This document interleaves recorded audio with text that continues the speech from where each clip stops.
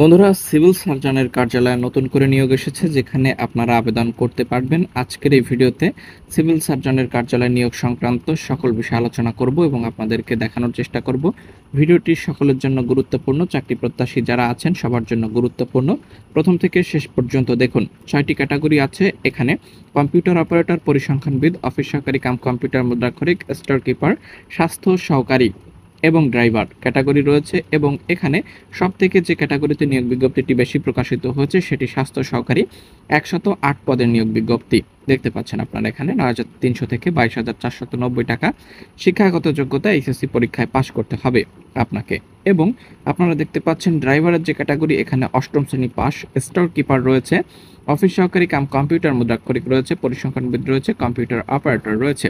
এটি স্বাস্থ্য ও পরিবার কল্যাণ মন্ত্রণালয়ের অধীন গণপ্রজাতন্ত্রী বাংলাদেশ সরকার সিভিল সার্জনের কার্যালয়, পটুয়াখালী পুনঃনিয়োগ বিজ্ঞপ্তি, যেখানে আপনারা দেখতে পাচ্ছেন 18 থেকে শুরু করে 32 পর্যন্ত আবেদন করতে পারবেন।